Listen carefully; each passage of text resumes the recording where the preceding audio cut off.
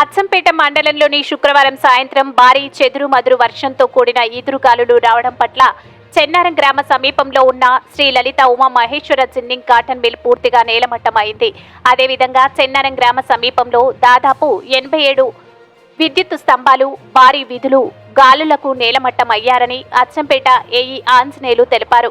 శుక్రవారం రాత్రి నుండి దాదాపు ఉప్పునుంతల అచ్చంపేట మండలంలో ఉన్న 8 గ్రామాలకు విద్యుత్ అంతరాయం నెలకొంది. శనివారం సాయంత్రం వరకు అన్ని గ్రామాలకు విద్యుత్ సరఫరా చేస్తామని ఏఈ తెలిపారు. దాదాపు భారీ ఈదురుగాలులకు 5,10,000 నష్టం జరిగి ఉండవచ్చని అంచనా తెలిపారు. చిన్నారం గ్రామంలో భారీ వృక్షాలు నేలమట్టం అయ్యాయి. గ్రామంలో విద్యుత్ స్తంభాలు ఎక్కడికక్కడ విరిగిపడడం జరిగింది.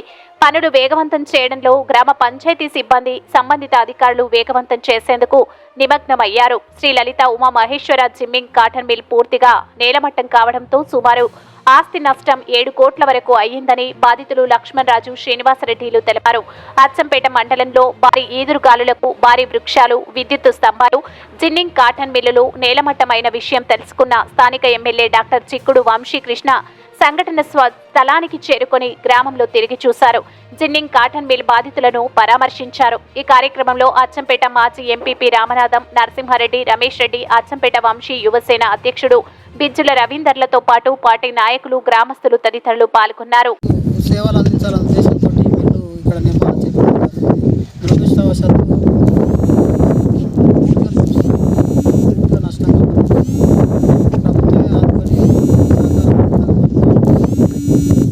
నాగర్ కర్నూలు జిల్లా అచ్చంపేట మండలం చెన్నారం గ్రామం అనే విలేజ్లో నాతిరి సుడిగాలి లాంటిది వచ్చి కరెంటు స్తంభాలు, ఇక్కడున్న చెట్లు ఎంతో నష్టం జరిగింది. నష్టం తెలుసుకున్న ఇక్కడున్న అధికారులు కానీ, ఇక్కడున్న ప్రభుత్వం కానీ అందరూ స్పందించి ఎంతో త్వరగా పనులు చేయడం జరుగుతుంది. ఇంకా ఉన్నలు ఎంతో భయానికి గురయ్యి ఎంతో ఇబ్బంది పడుతుంటే స్థానిక ఎమ్మెల్యే ఇప్పుడు ఇంతకుముందే ఒక అర్ధగంట క్రితం వచ్చి నేనున్నా అని చెప్పి మామూలు ఎమ్మెల్యే సాపుకే ఇక్కడ సహకరించడం జరిగింది. ఉన్న కరెంటు కూడా పొద్దున 7 గంటల నుంచి ఎంప్లాయీస్ కూడా అందరూ ప్రతి ఒక్కరూ పనిచేసి గట్టిగా పనిచేయడం జరుగుతుంది. ఇంకా కూడా మాకు మామూలు ఇంకా ఉన్న స్థానిక ఉన్న సీఎం గారు అందరూ మాకు సహకరించాలని మనం చేసుకుంటున్నాం.